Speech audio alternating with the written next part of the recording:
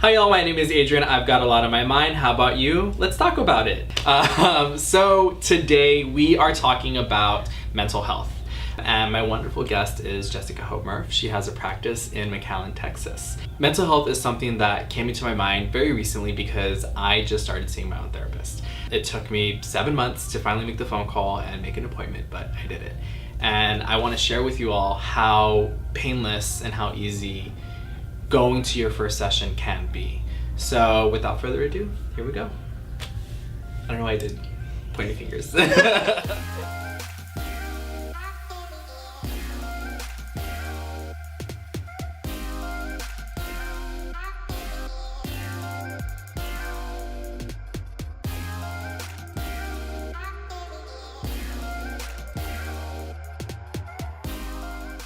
So again guys, here I am today with my guest and I'm just gonna let her introduce herself.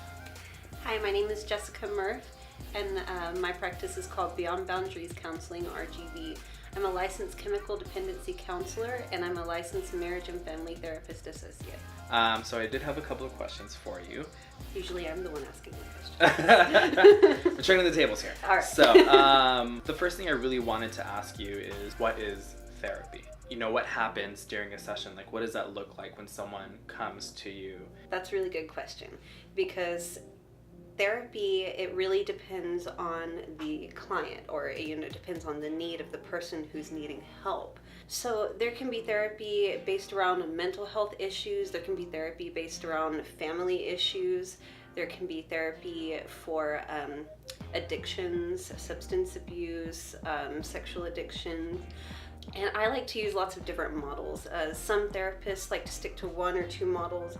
What I think therapy is not is a place for someone to just come and pay to sit down and talk and not get any kind of treatment.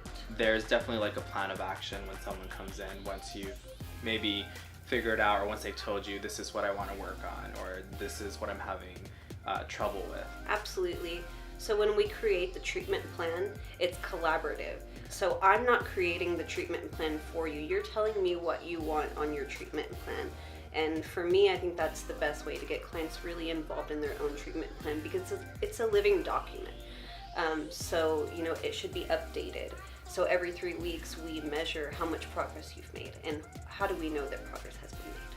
I was telling you earlier too that I just started seeing a therapist myself, and I remember going through that process of where I got there and I kind of didn't know what was going to be happening, and she was really good about kind of drawing that out, but without forcing me to say, why are you here? Mm-hmm.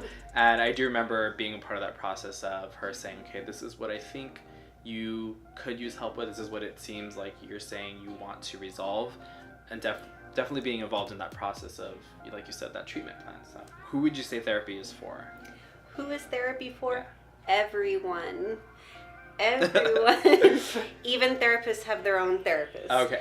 I think that, whether it be just dealing with day-to-day stressors, learning how to overcome an eating disorder, or even just learning what is anxiety, what is depression, can my marriage be a little bit better, could we work on communication? I mean, therapy, you come in and you tell the therapist what it is that you need, and they can work with you to set whatever goal you might have.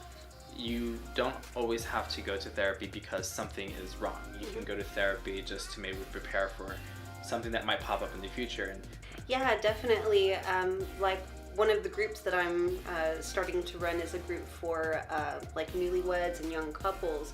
Some of my married couples come in, they've been together 10 to 15 years, and they still don't know how to communicate very simple things with each other. They shut down, they fight, they yell, but they don't ever get anywhere. Like, that's the problem. Fighting is okay.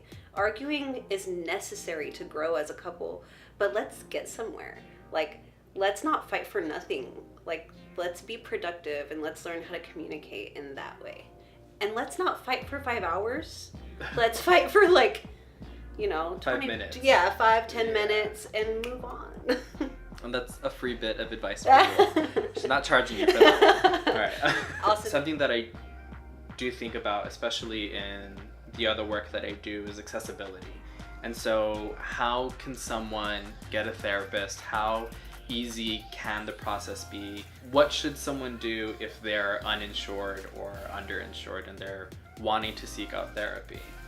There's lots of resources here in the Valley. First of all, there's the RGV LGBT resource list. You know, there's South Texas Behavioral, there's Texas Tropical, there's Hope Family Clinic on Jordan Avenue, but that's just to name a few. Also, here's the thing. Don't wait until you're in a crisis to go to therapy, because if you're going to get free counseling, or like also at the university, if you're a student, take advantage of it, because you will likely be on a wait list. And it can be anywhere from a week to a month. You just never know. Yeah, because I know there's lots of clinics in the area that also function that way, or there's options to access therapy even if you are low income, uninsured, underinsured.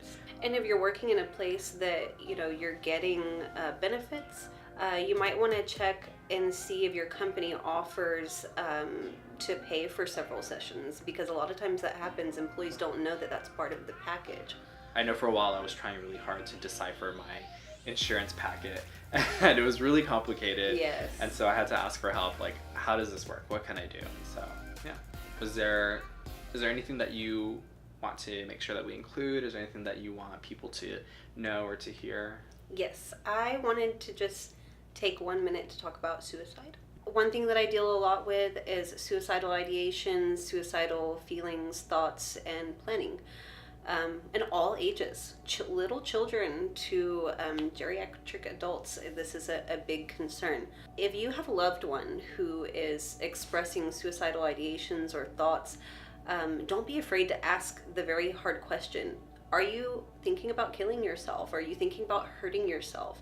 You have to ask that question straight out so that you can get a straight answer. Don't beat around the bush. Be straightforward, because you need to know. If they say yes, it can be a complicated process, but leave it to the professionals. Call Tropical, let a caseworker come in and screen your family member, your loved one, and just make sure they're okay. Just make sure. If they screen and they are no longer suicidal, or the feeling or thoughts have passed, then okay, you've done what you needed to do to make sure your loved one was safe. Mm-hmm. That thought of like, oh, I can't ask the question because I'll put it in their head, that's a myth. You're not going to put a suicidal ideation into someone's head. It's already there if they have it.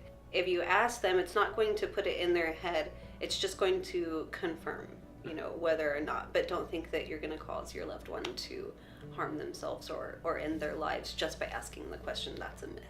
Ask the question. That's more important. Okay. Even for children, you ask straight out, because you need to know. It's important.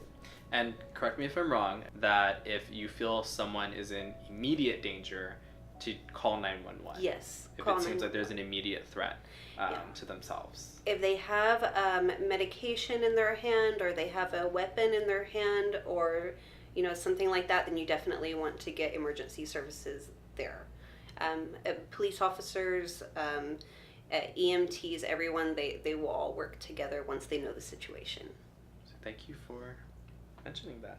Thank you for letting me. Of course. This is easy. This is awesome. Okay. Like therapy. Yes. This interview was easy like therapy. So again, thank you so much, Jessica, for joining us today, for being on Taco Bout It. Again, if you all have any questions or you might need help, we're going to list some resources in this video and the description. We'll find ways to get that information to you. Jessica, if we wanted to reach out to you or to follow you somewhere on social media, where can we do that at? Well, my website is www.bbcrgv.com. I'm on Facebook and Instagram and all that good stuff. And all the social medias. All of it. Yes. All right, great. So again, thank you so much for being here, and we'll see you all later. Bye. Bye.